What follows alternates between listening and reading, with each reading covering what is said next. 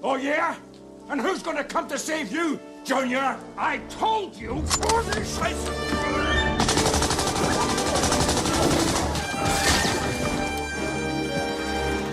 call me Junior.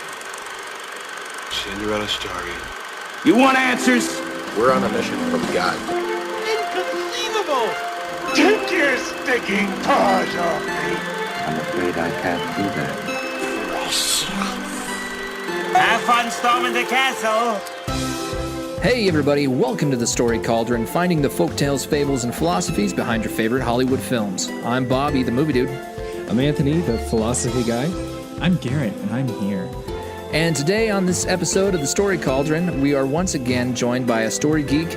This time it's Jay Sherer from Reclamation Society and the Story Geeks podcast. Go ahead and tell us a little bit about yourself, Jay. Yeah, well, first of all, it is a pleasure to be here because I'm actually a listener to the Story Cauldron as well. Woo-hoo. So always enjoy listening to you guys. Yeah, especially if we're talking about the same subject, because I feel like I'm just like learning more about the topic, which is fantastic. So love what you guys are doing. I am a writer, and I am the co-founder of the Reclamation Society with my buddy Nathan. And we actually started it because we wanted to do create stories. So we actually have one film that we released. It's called Star Wars Rivals. If you search for YouTube, you can check it out. But I also wanted to talk about the concept of storytelling and the concept of how story matters in the world, how it matters for spirituality, how it matters for culture, how it matters for all that stuff. So we started the Story Geeks podcast, and I have guests on. We have really fantastic guests like Garrett, who joined our show. Hi. And we just geek out about the entire story behind our favorite science fiction, fantasy, and comic books. Awesome. Yeah, and it's a podcast I certainly enjoy myself. So, because like we've said on a few episodes here, I'm definitely the nerd among the three of us. Depends on what we're talking about, because I can nerd true. out just as well as anybody else. But when we're talking about sci-fi, fantasy, or especially comic book movies, which is the bread and butter of the Story Geeks. That's right. Yeah, I'm excited that this has worked coming together. Yeah, exactly. Because we're going to get all of you guys on our show too, by the way. So it's not just Garrett. We'll get the rest of you on here. I can't wait. That'll be fun. I like it. And so here on the Story Cauldron, instead of taking more of a forward look at movies, we kind of take a backwards look, and we talk about where the movies are coming from, kind of following in the vein of Tolkien's ideas about the cauldron of story, out of which bubbles all of the different tales that we tell. We're looking at the ingredients that are going into that pot of soup to see where the stories we are telling today came from. And today we are talking about a series of movies rather than just one movie that taught a generation how to misunderstand archaeology. It's the Indiana Jones franchise. So let's start with the movie itself, Gary. Cool. So Indiana Jones is an archaeologist in much the same way that John McClane is a police officer or Rocky Balboa is a diplomat. He uses his fists to do his job far more than anyone in that field actually would in real life. Fighting off Nazis, death cults, and Soviet agents, Indiana rescues famous artifacts like the Ark of the Covenant, and the Holy Grail from falling into the wrong hands. Nazis. That's right. So we've got 4 different movies that we get to talk about today. And my body is ready. Yeah. Okay, so what do we got with the Temple of Doom?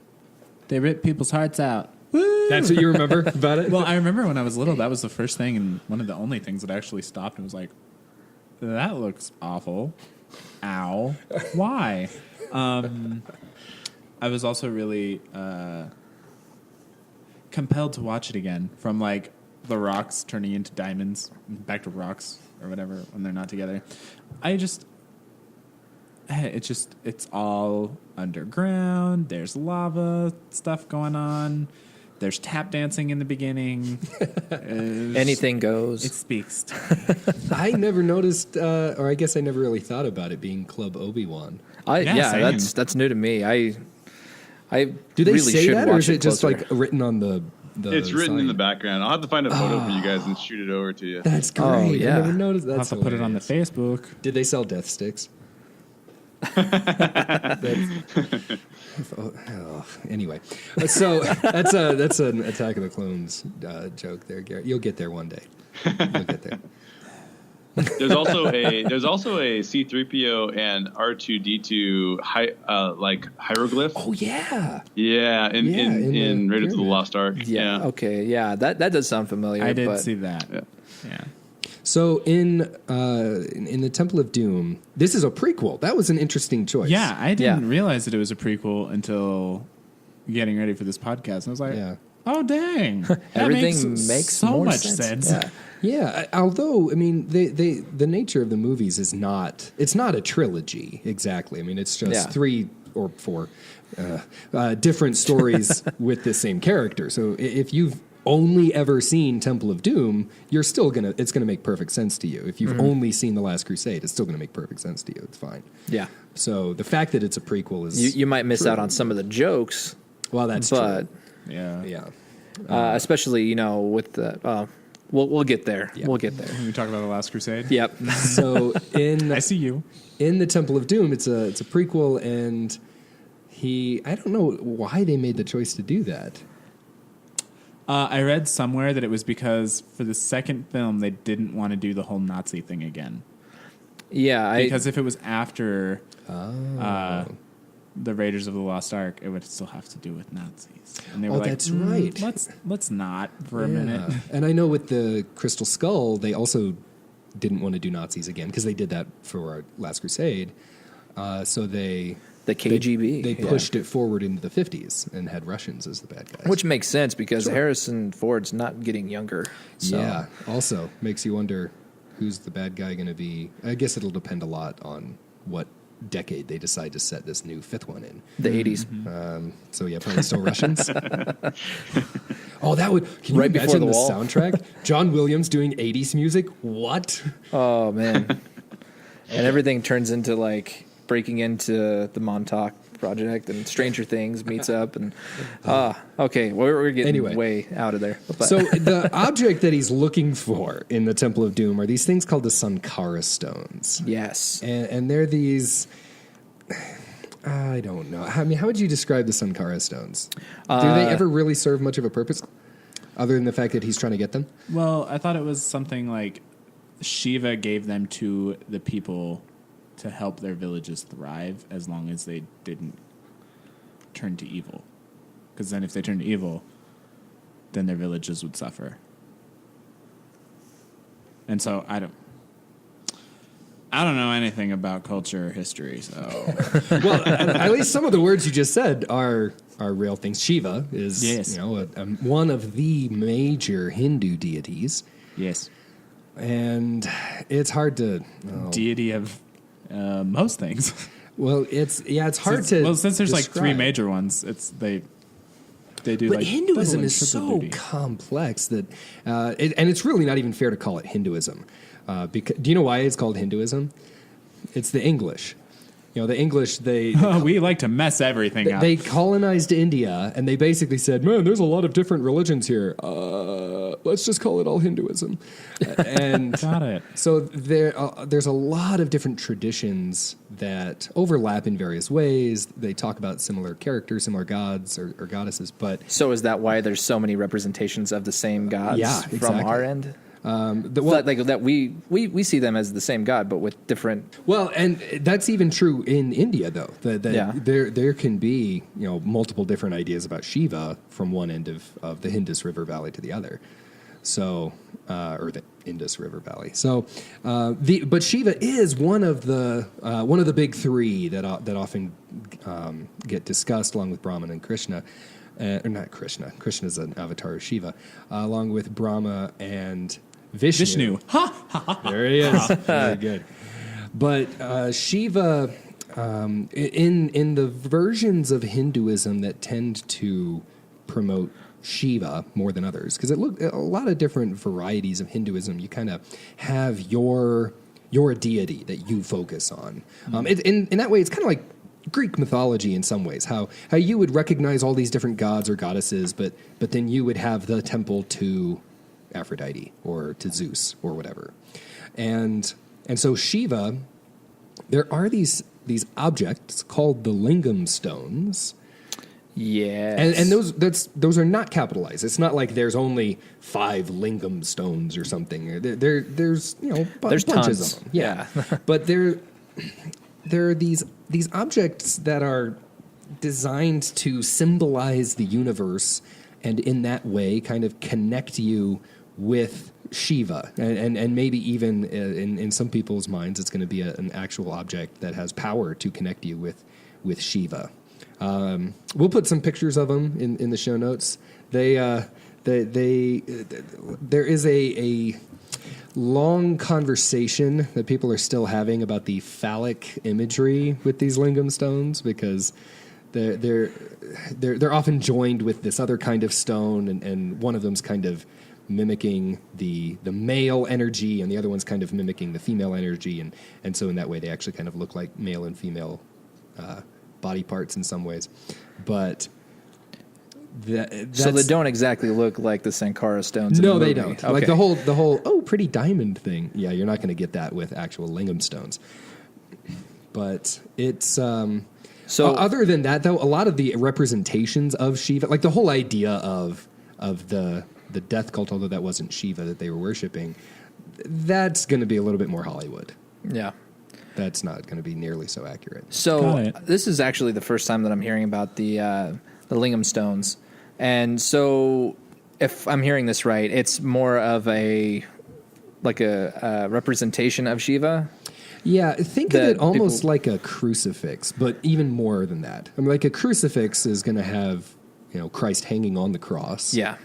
Obviously, it's not Christ himself on the cross, but it symbolizes him and it connects you with him. But if there was a way for Christ to almost like inhabit the object and connect you with him, like literally, okay, then now we're talking about something kind of like the linga or the lingam stones. Okay, that helps a lot actually, because I was kind of lost when we were getting in there. Figuring out what these were. Mm-hmm. So it's symbolic, but it's also it's a more embodied idea about religion than a lot of Westerners will have.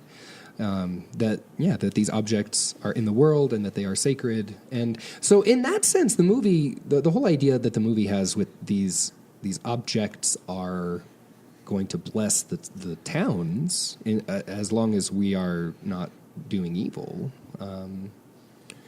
You could kind of I would want to hesitate. I mean, like again, that's not exactly what the linga are for, but certainly a overly superstitious kind of person might start to treat these religious objects in that sort of way, in much the same way that you have Christians having some strange superstitions around crosses or Gotcha. Holy relics of ancient saints or things like that.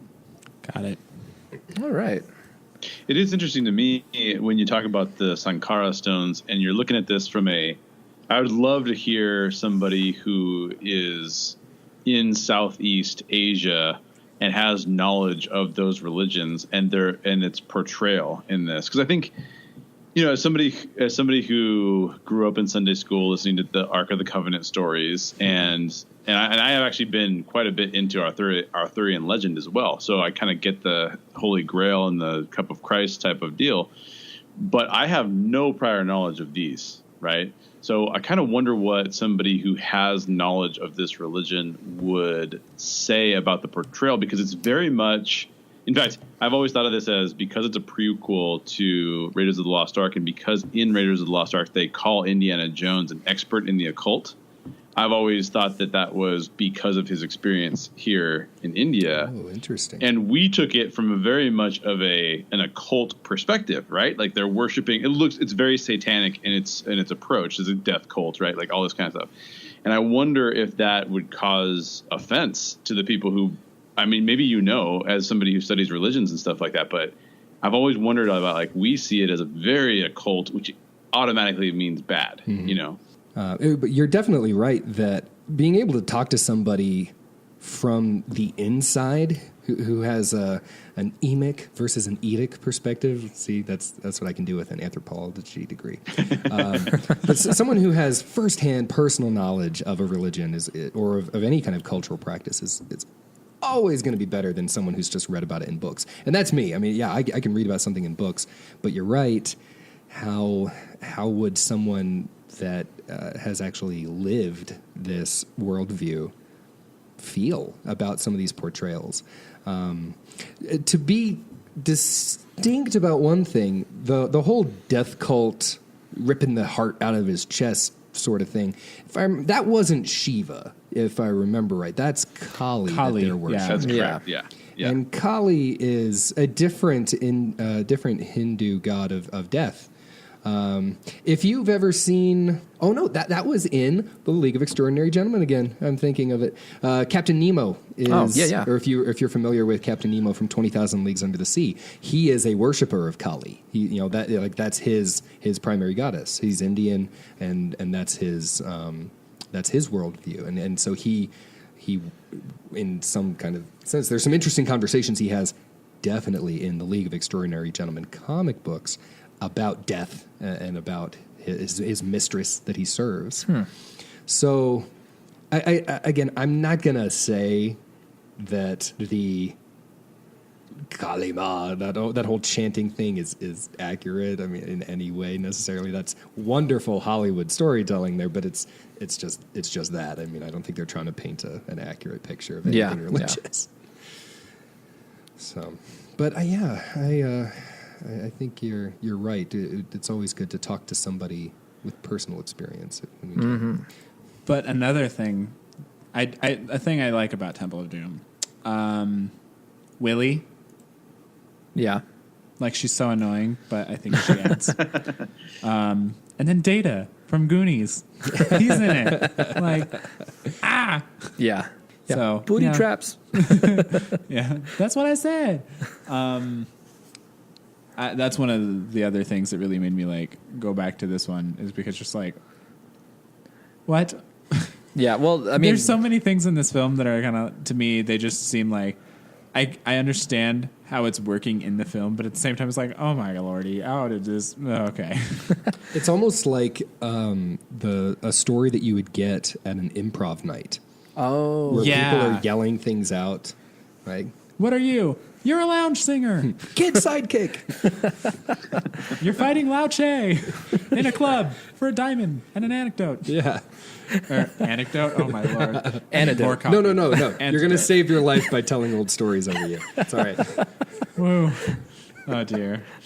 Let me just read audiobooks for a living. So, I mean, is there more that we can say about Temple of Doom, though? Because their cuisine. Yeah. I don't know. Nothing looks more appetizing than slicing a snake open and a bunch of little snakes going. Yeah, that. And I was thinking ASMR more along the fans. lines of like eating beetles like crawfish, and yum.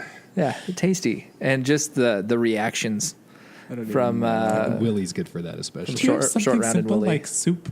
The soup's looking at me. Well, they were really excited to bring Marion back for the fourth movie. Do you think they would bring Willie back for the fifth movie? I feel like she died in her pursuit of diamonds a long time ago. Yeah, I have no idea. Yeah, I mean, that's a good one. Actress Or- would be up for it or anything. Kate Capshaw is actually married to Steven Spielberg. What? There's your fun fact for the day. Oh. So many fun facts today. So she could come back because they could convince themselves that they wanted to do that. Yeah, But I guess the director has a pretty good in with her. But here's That's right. here's the thing. I want her to come back and them to just meet randomly and be like, Indiana Jones, and get in like some big, huge fight. She slaps him and storms away. Yeah. Just Well, yeah, end because scene. Marion would have to be there now. They're married. Yeah, So that would. they got- Oh, just walking around the supermarket, Yeah, exactly. just And then five Even- fingers to the face. even Indiana. just a cameo. She wouldn't even have to really do anything major. She could swing a one-day shoot. That'd be hilarious. That would be great. I mean, So if you're out Yeah. there, yeah, Yeah, Steven Spielberg. As you're listening to our podcast, Yeah. consider this. Let's think about it. Also, Hit I us love up. you. Sounds like what I did. Calling out Alan Menken. Hey, Alan Menken, if you're listening, hey. Okay, well, let's move on then to Rabbit trails. the movie that I think we can indeed have a lot to talk about here with. Yes. The Holy Grail, the search for the Holy Grail in Indiana Jones and the Last Crusade. My favorite. of My the favorite movies. too. So, what do you think about with the Holy Grail? I'll ask you the same question that I asked you with the Ark. Dan Brown. Just kidding. I just knew that would cause some reaction. No, I Soul dies. I think of the Arthurian legends. Yeah. That's what that's what comes to mind. Okay. Same here. Definitely Crusades. Like Yeah. medieval times. Not the tourist attraction, but the actual time period. Yeah, and Jay, you said that you have a pretty good handle on Arthurian legends as well. Is that something you were into? Oh, pretty good handle. Maybe he's overstating it, but I used to be really into it just because that was one of my geekdoms. Again, was Arthurian legend, and so I wrote some stories out of that and studied it a little bit and all that kind of good stuff. So Awesome. And there's a lot there. I mean, Arthurian legend it's a big corpus. Lots of different writers involved in it over quite a few centuries. So, Yeah. Okay, so Bobby, what does Arthurian legend mean when you're thinking of the Grail in it? Because it's not just what Arthur's about. No, it's not just about the Grail. There is the huge quest for the Grail that I would say most people think of when they think of Arthurian legend. Besides, the whole Sword in the Stone type stuff. Yeah, I think you're right. That's probably that's in people's heads. But Yeah, there's Merlin, King Arthur, Morgan Le Fay. Morgan Le Fay. Yeah, Queen. well, that and Monty Python. So, yes, of course. but so I mean, there's all these stories, and the quest for the Grail is just one of these stories, one of the most famous. Yeah, like if you're only going to read one bit of Arthur's story, Yeah. there's a good chance it's going to have the Grail involved somewhere. So, yeah. So what is the Grail? Oh yeah, So we what should is that? probably address that. That would be a huh? good yeah. thing. The Holy Grail is the chalice/cup from the Last Supper.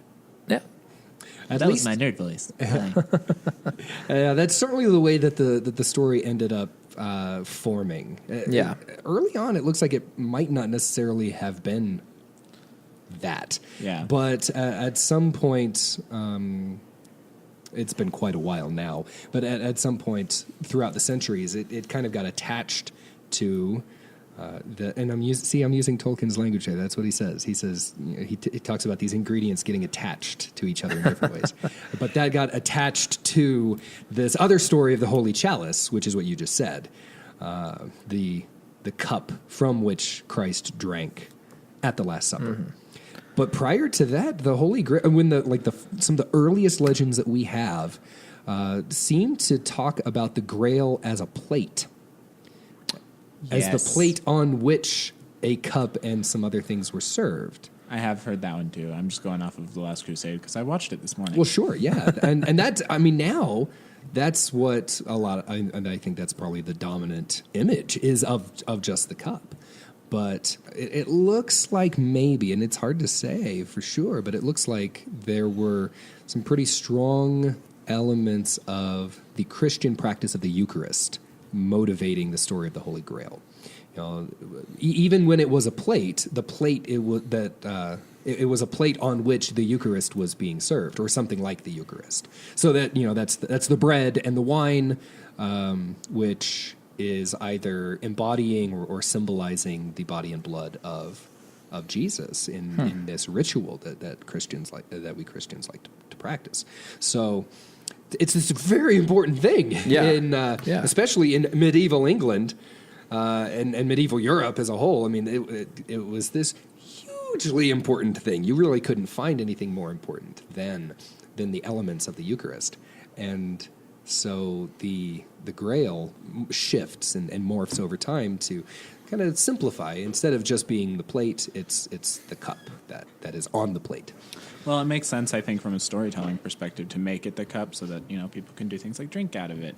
And I don't know. If I think the platter, it would just be like, well, what good's the platter if there's no cup or anything on it? Like, yeah. And it makes sense because and the whole the basis of the movie The Last Crusade is that the Grail is a vessel. Mm-hmm. That it holds the wine, it catches the blood, and whoever drinks from it is given eternal life. So it's it makes total sense to make it a cup. There is there's another reason probably motivating the shift from the plate to the cup, and that's something we've talked about way back in the very first episode of the Story Cauldron, when we talked about Bran the Blessed. Yes. I remember we talked about him because his name is Bran. Yeah, Bran the Blessed and his magical cauldron. Yeah. And do you remember what would happen if you drank from the cauldron? I thought it was you died, but I don't If remember. you jumped into the... Yeah. But okay. It could actually, in some of those stories, it would actually heal you. Mm-hmm.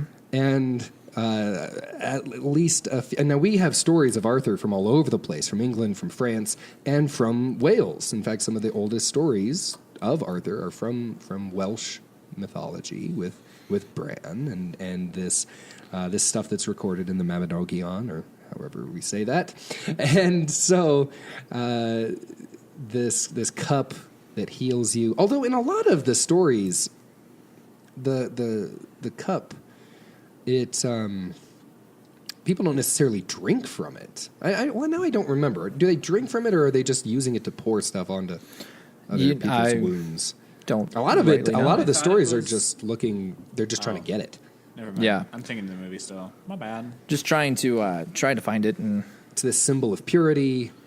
It's this, Galahad is the only knight who's worthy enough to reach the Grail, to achieve the Grail.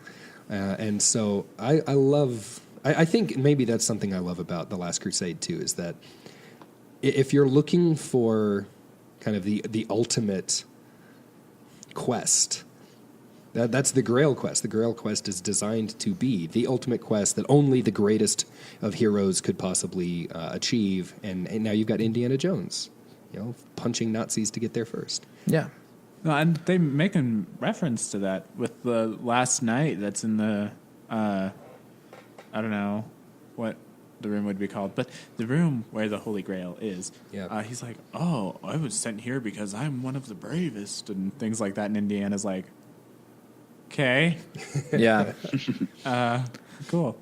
And that's kind of what I think about in The Last Crusade. My whole thought on that movie with the Grail is in that room where all of these chalices and cups are being held, and that you have to go in and you have to fill it with water and drink from it and choose wisely. Mm-hmm. And he chose. It's like the holy. Yeah. And that's the basically saying who's worthy, who's the whole just getting into that room, who is worthy, who is humble, who is brave, And to go back to the question, Jay, you asked earlier about, accurately rendering the Ark. Did they accurately render the Grail here? Sure. Like, well, I have played clips of this movie in class before, but I've never played clips of that final scene or that final room with the cup, because that whole idea of like we were just saying, of the cup, it is kind of it's developed over time. Like that's not really the historical This is the portion. cup of a carpenter. Yeah, that. Yeah. Like sure, I mean that's nice. That's a good beat for the story, but it's historically speaking, like we have no idea what that really means. I think it's interesting that the cup has been used. So I would think that many modern day Christians or Christ followers would tell you that their religion stands upon, and maybe I'll just personalize this, my religion stands upon the premise that it's not the work that I did, but rather the work that Jesus did and my acceptance of it. that allows us to experience eternal life. And so it's interesting to me that the Grail has become like a complete perversion of that, to the extent to which it's, I have to go achieve this quest and I must be worthy and I must be pure. Otherwise, I am not able to experience eternal life, which, by the way, is a different concept of eternal life than eternal life in the spiritual sense. So it's pretty fascinating that even early on, as we see stories appear about the Holy Grail, that it actually is more of a perversion of the gospel and turning it around to us doing the works and us being worthy, as opposed to Jesus being worthy. Pretty interesting premise for them to land on there. Yeah, I totally agree, because I think we could kind of split it up. Talk about eternal life being the by grace through faith type look, and then having immortality as in a never literally dying and just being on earth forever. Yeah, there's definitely a split there from, I would say, more of a Hollywood type of a look and a legend type of look, as from a within church setting, to where you do talk about this by grace through faith and through Jesus's works, and you are saved. I hadn't really thought about it until you were just making this point, Jay, but these stories of Arthur are coming out of the 12th, 13th, 14th centuries in Europe, and it's not until the 16th century when we have the Protestant Reformation, which was basically pointing at everything you just said and saying, hey, we should maybe fix this. This whole idea of sanctification being more important than justification was what the Reformation was exactly targeted to try and correct. And maybe this is a good way of showing the ripple effect of those bigger worldview issues, those bigger cultural ideas, rippling out into the stories that were being told at the time. Some of those 95 problems. Those 95 problems. That's right. 500 years ago. But and what you were just saying, Bobby, about immortality, I mean, you guys tell me this. That does not seem like a good thing in this movie, right? No. It seems almost like a curse. Especially in this sense, because, you can't leave this room. Yeah, especially for that night. Yeah, you're like, I mean, they're allowed to take the water out and it heals the bullet wounds. So it's not entirely restricted. It's not the room. They just can't go past that seal. They can't go past the seal, that's right. Yeah. So, but the effects, the healing effects, go past the seal. Yeah.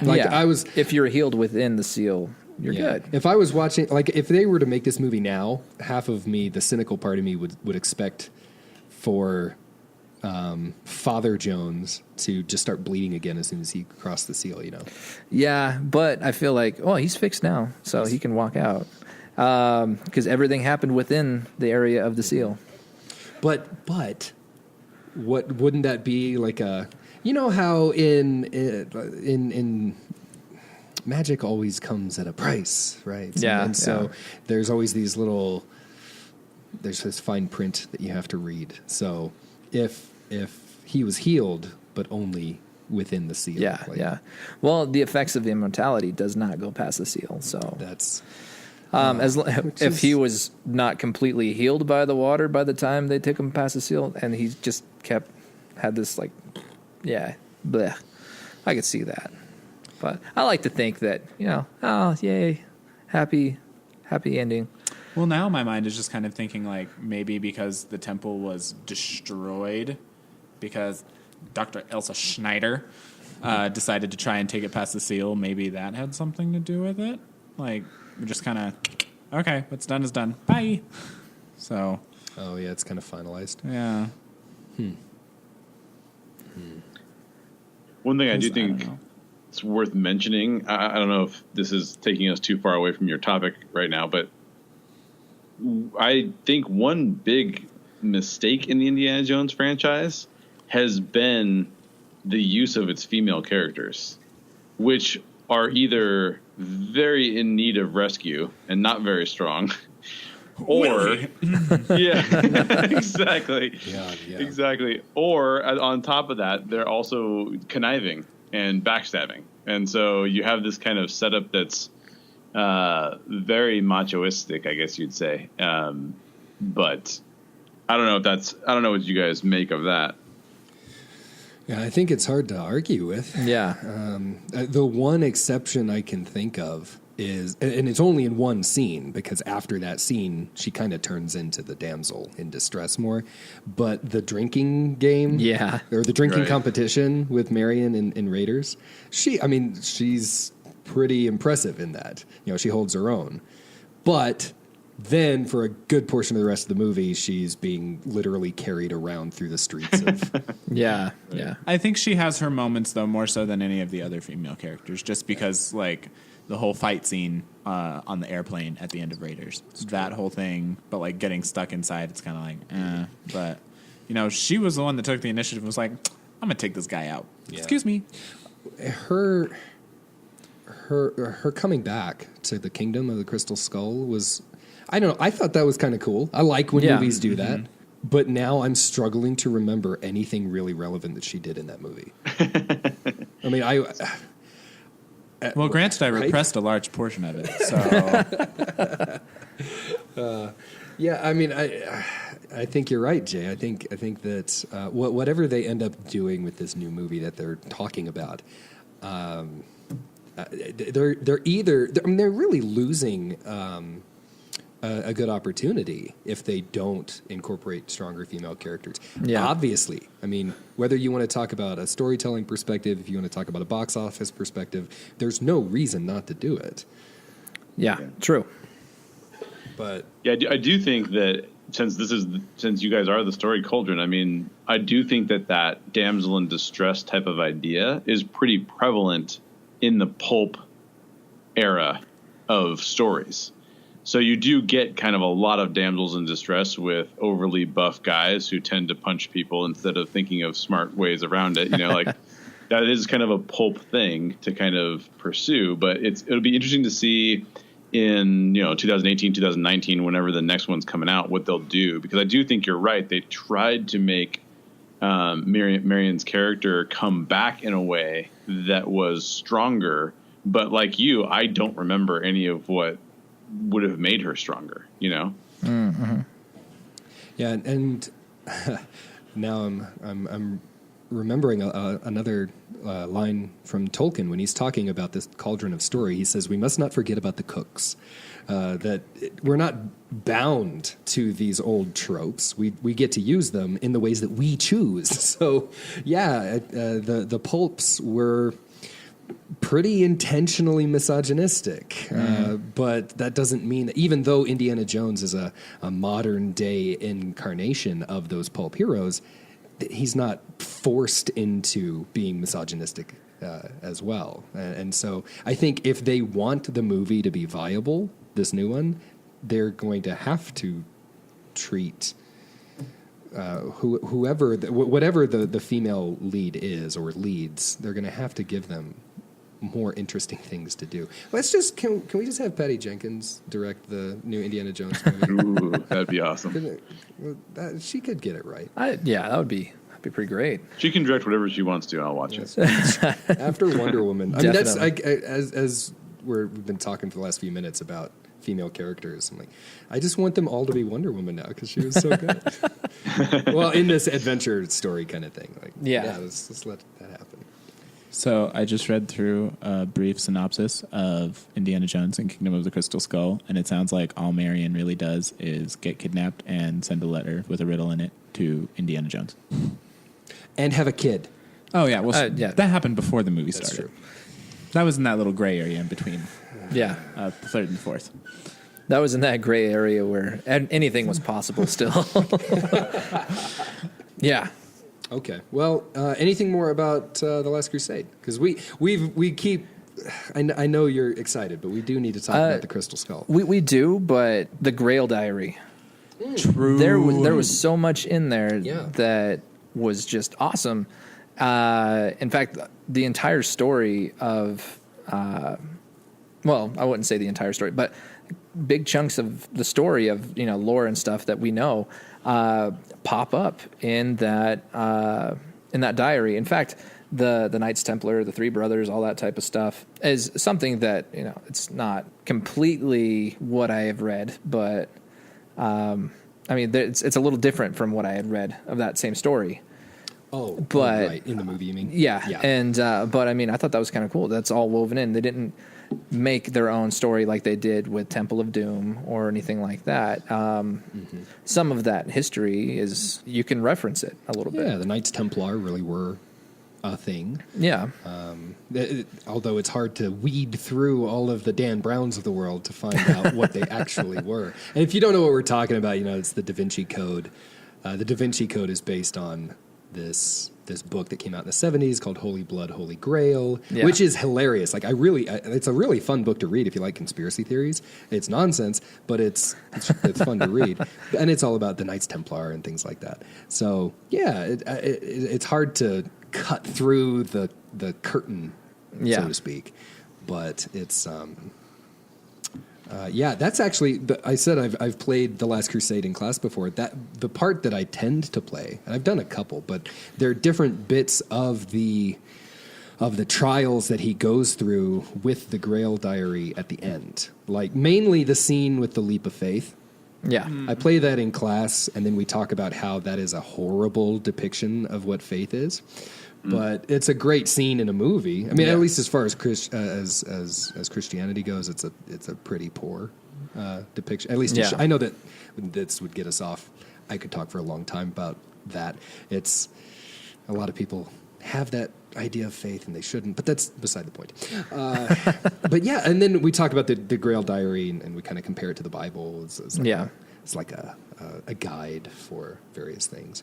So I would love like a replica of that on my shelf. That would be cool, right? Wouldn't that Ooh, somebody publish it. Yeah, somebody please publish Props Master, I'm the looking at Grail you. Diary. Speaking of props, you can go to the if you go to the Smithsonian, I think it's the Smithsonian, you can actually see some of the props of this, like his hat, from this movie, and cool. So. Nice. All right.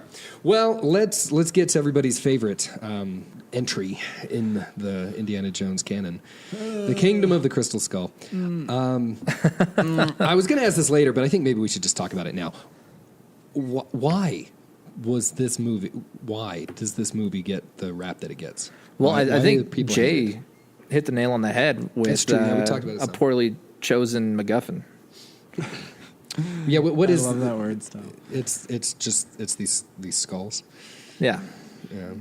Why? I think it's even worse than that because I think there's more to it. Yeah. Yeah, there's more to it because I think just take the other three films, right? They're all predominantly historical based. So yeah, and honestly, like this, the skulls are too, except that they then show us what we perceive to be mostly a science fiction future thing, right? In Aliens. Yeah. So spoiler alert, there's aliens. And I think, some of that to me speaks to just maybe George and Steven getting together, and Steven has a pretty big history of doing alien stuff, right? Like, he's done a lot of alien stuff. He's been involved in a lot of, that seems to be a passion of his. But I don't think it works in this context because we don't want to, I'll maybe speak for myself. I don't want to see that in my Indiana Jones. I want to see Indiana Jones exploring history in places that I haven't seen before. I don't want to see that mixed with this concept of aliens, which I think of being in the future. And now I think of it just kind of messes with the way I want to think about this throwback character. Yeah. Yeah.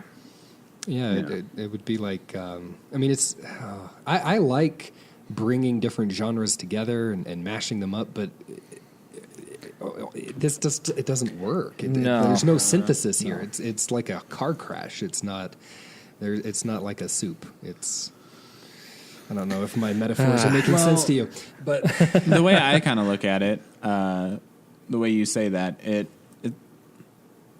doesn't. Indiana Jones is kind of like over glorified archaeology, and I feel like Kingdom of the Crystal Skull isn't at all. It's like, oh, we found this thing that's a skull, but it's a rock, but it's like a crystal, and then you take it here and it'll do a thing. It's just kind of like, I don't know. There's not as much discovery to it, if that makes sense, for me at least.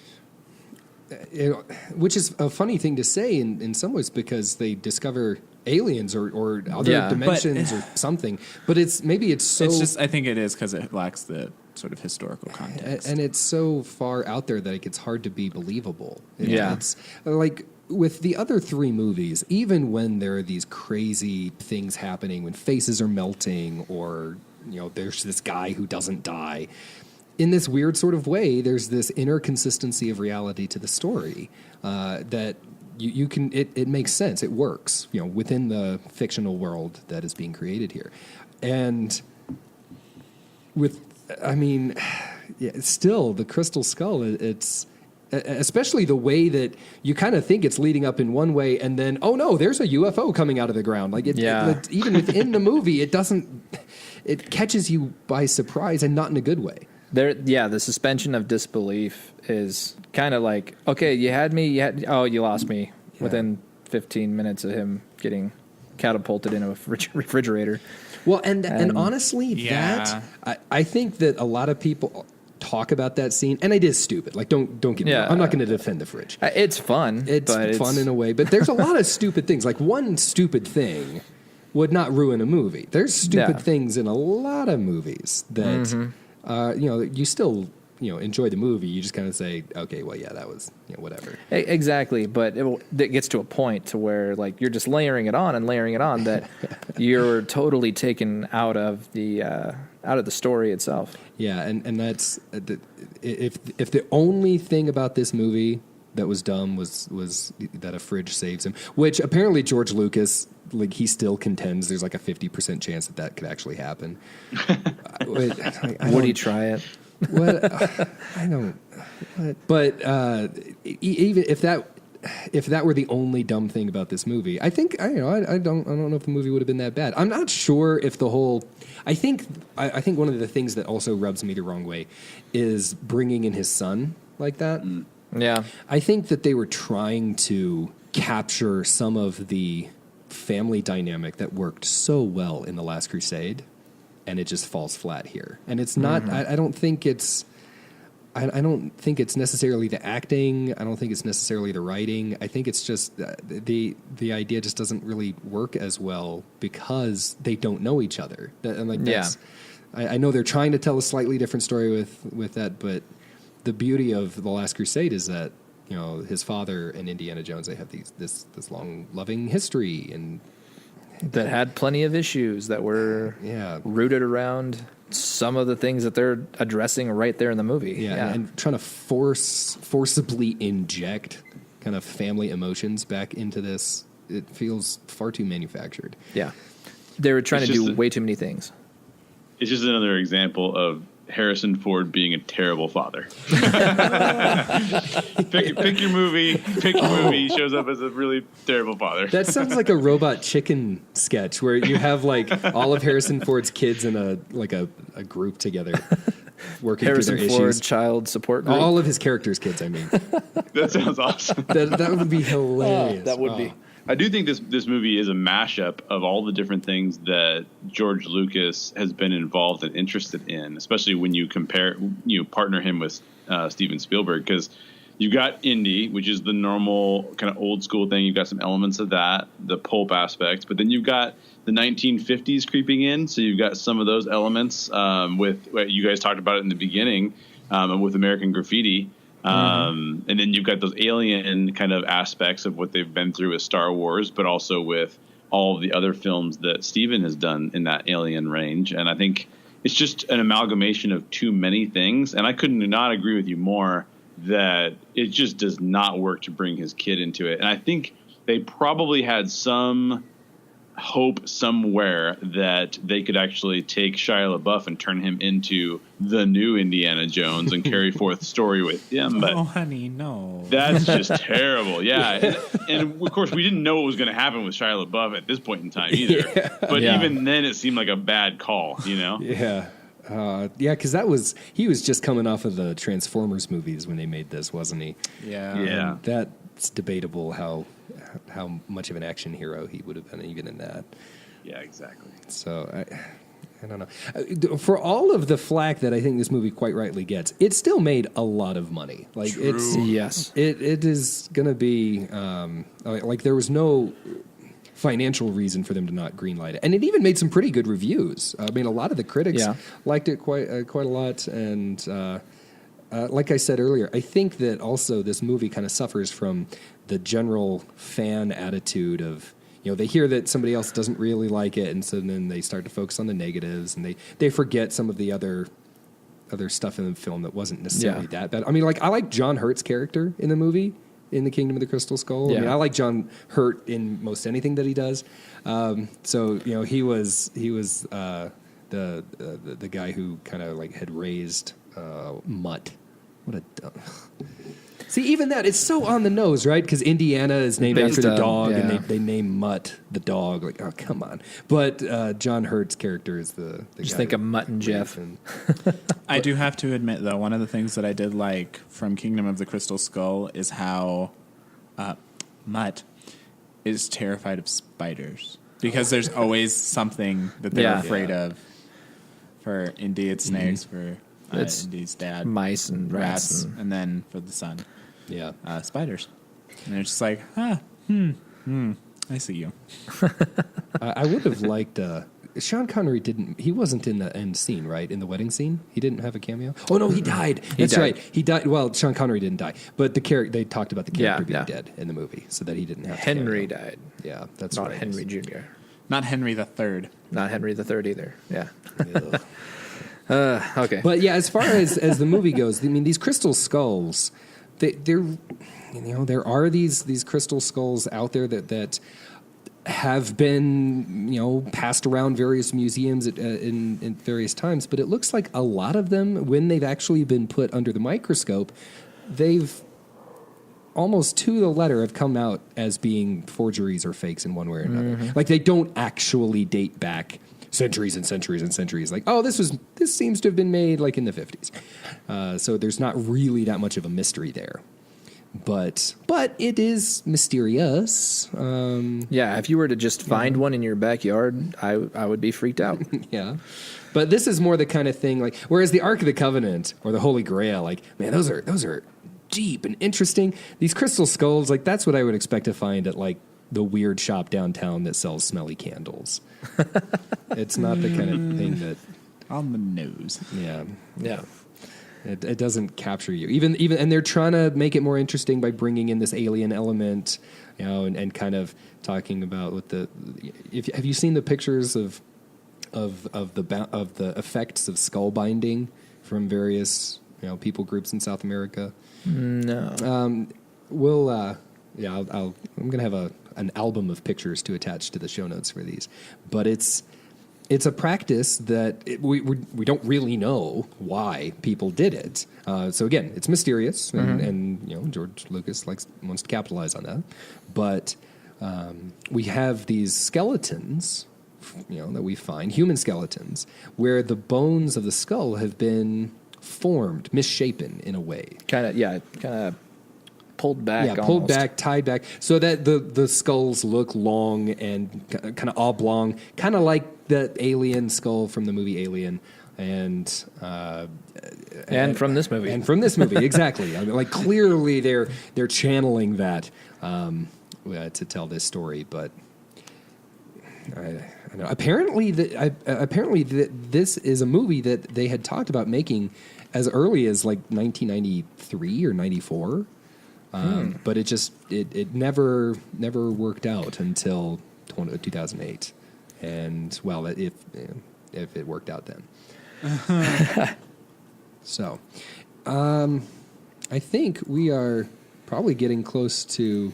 Yeah, we've got a little bit of time left. Mark here. So, is there anything else to say about the Crystal Skull? Only that I wish they would have made. There was a computer game in the '90s called The Fate of Atlantis. That's okay. Okay. Yes. I have That was a fun. I didn't play all the way through that. I remember that game though.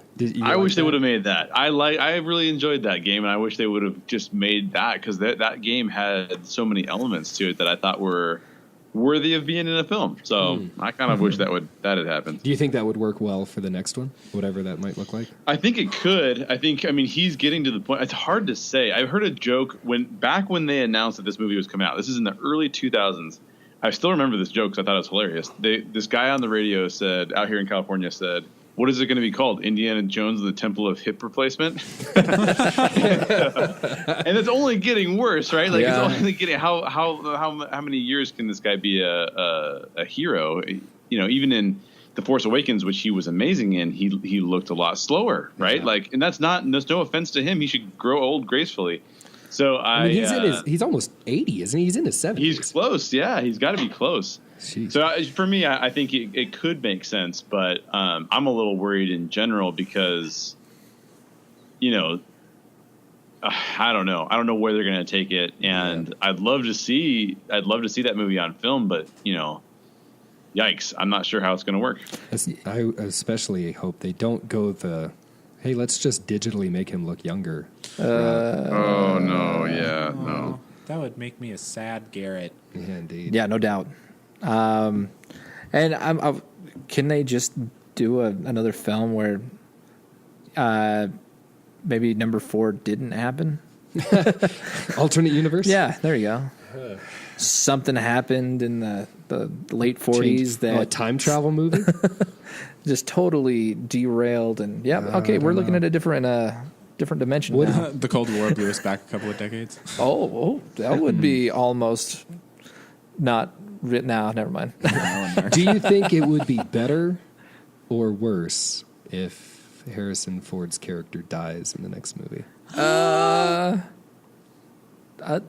don't want to think about that. I don't want to think about that I mean, either. we've already had to think about it in recent years and other franchises. So that just like made me tear up a little bit. I don't want to think about that. Yeah. Well, I mean, because that would be, in some ways, if it's done well, it's debatable how well it worked in The Force Awakens.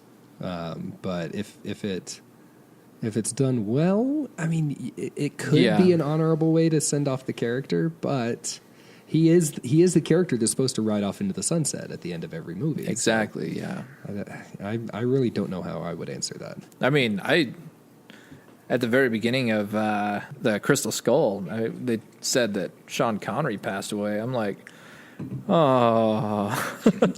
Just because, you know, that one being my favorite with Indiana's dad, it was a sucker punch to the feels. Yeah, I think some characters you want to see them live boldly and die young. You know what I mean? Like you just want them to kind of burn out, right? In a blaze of glory, so to speak. And then other characters, you really just hope that they are off somewhere relaxing in a retirement home and I picture like Indiana Jones doing that, right? He's like some grumpy dude in a retirement home somewhere just being like, yep, there's aliens. You know what I mean? Like, I think that would be super cool. So I root for him not to be dead. Yeah. People just think he's another crazy guy talking about aliens. That's right. That's right. But yeah, Kingdom of the Crystal Skull, like that, I had such high hopes for it because I loved the franchise. It just didn't do it for me, and I don't know. I really wish that it would have. You know, some movies I can be like, well, wasn't great, but I had such love for that franchise that I was kind of it felt personal, you know. So. Interesting. Yeah, that's like even with the prequel trilogy to Star Wars, for example. Yeah. Like, I mean, they're not my favorite, but like, okay, I can see the good in them for the most part. And I think you're right. It's harder for me to see the good. Like, I'll still go back and watch Episode 3 or something like that from Star Wars, but. Well, like I said, I have not watched this movie again. King Crystal Skull, I mean. Yeah. Like, I have no desire to. I think part of that is just that those other films, they chose entirely new characters, new actors. I mean, I think Palpatine is the only actor that's the same actor, I think. Yeah. But in this film, I mean, you are literally going to see Indiana Jones, and it's like, oh, this is not Indiana Jones. Like, I mean, I realize Harrison Ford is on screen, but this just does not feel right. Oh, you know what? Now that makes me think of is the Hobbit movies.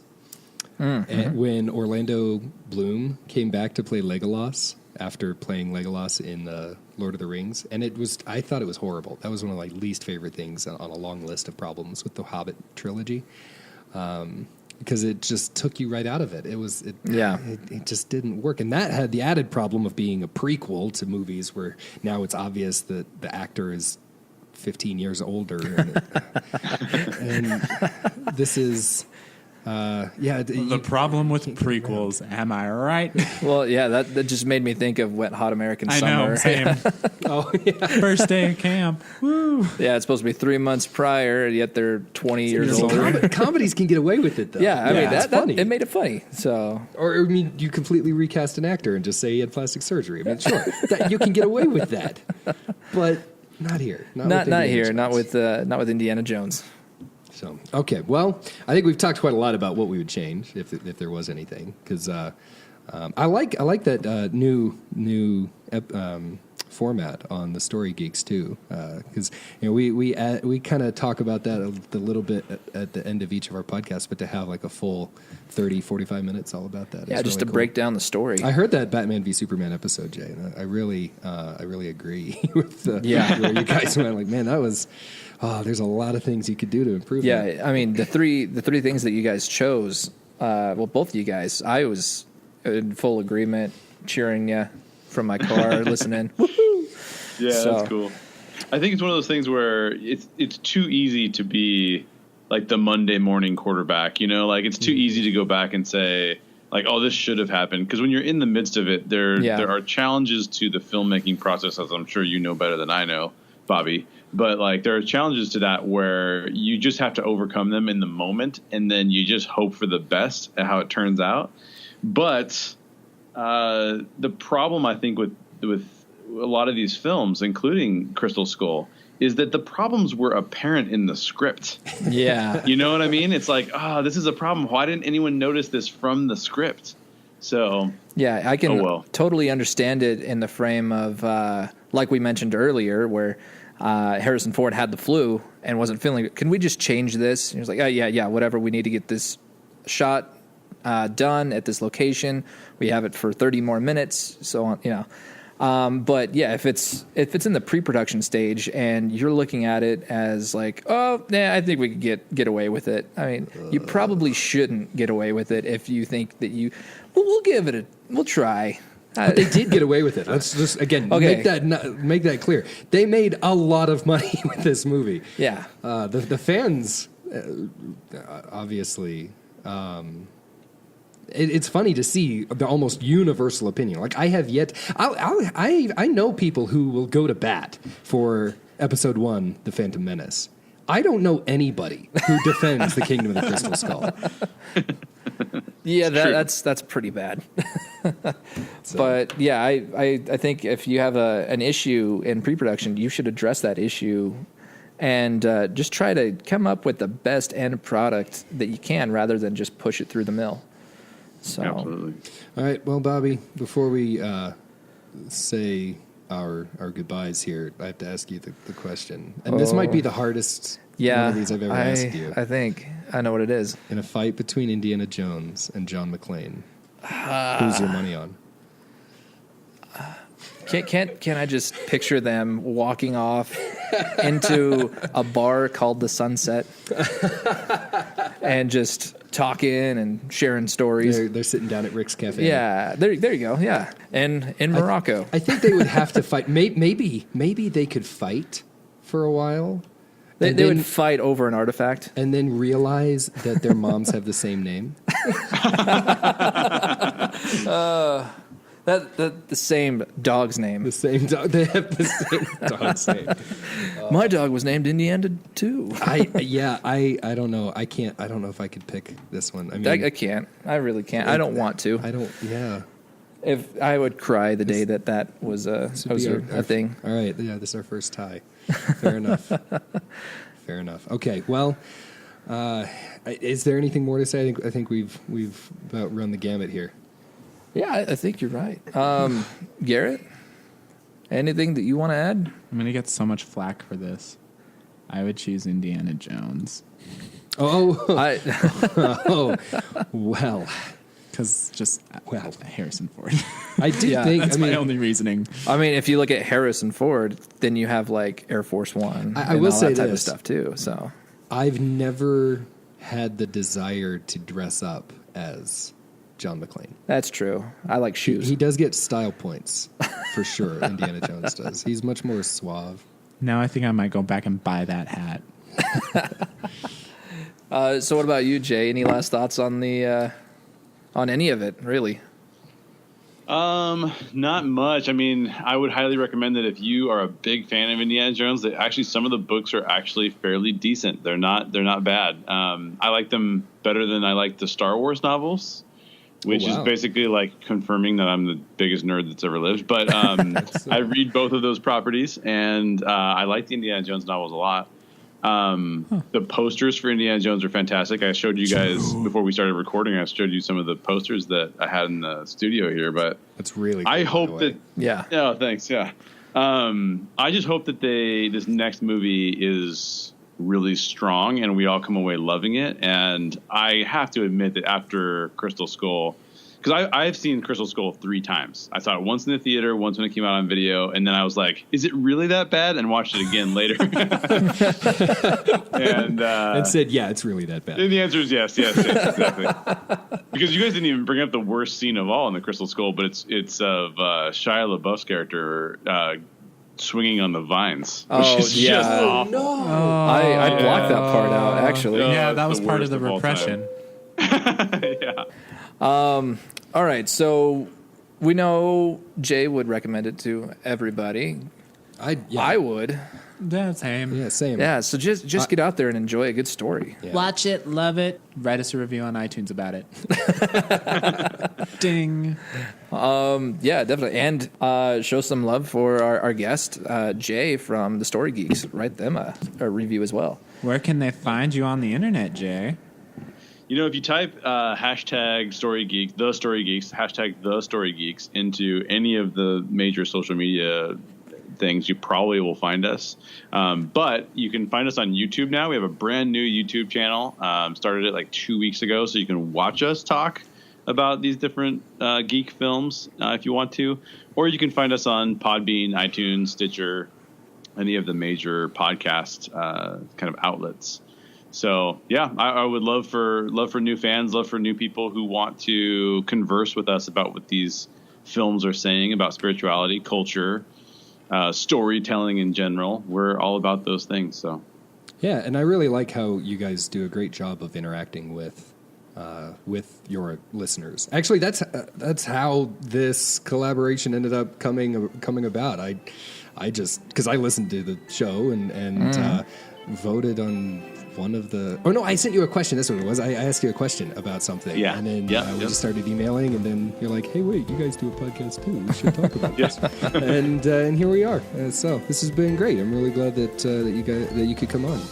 Oh, I'm stoked about it. Yeah, thanks for having me on. I basically told you guys, but I also told Daryl, I'm like, they go into all like the background. I don't know that I'm going to know any of that stuff. And then when he goes, oh, but they're going to talk about Indiana Jones, I'm like, oh, okay, I know that. I can talk about it. Yeah, it sounds like you have some awesome books that I might need to check out. Yeah, you might need to. All right. Well, I guess that brings us to the end of the hour. Thanks for joining us today on the Story Cauldron. The music for this episode is from the band Hook Sounds, and the guest, once again, Jay from the Reclamation Society and the Story Geeks podcast. Yeah, so if you like what you've heard, just you can follow us on Instagram, on Facebook, on Twitter. Just search for The Story Cauldron. And then, if you really want to, you can go to thestorycauldron.com and find out more about each of us. And just, find out what's coming up stuff, fun things. And don't forget to rate us on iTunes and leave a review. It helps other people find our podcast and makes us feel all warm and fuzzy that you care.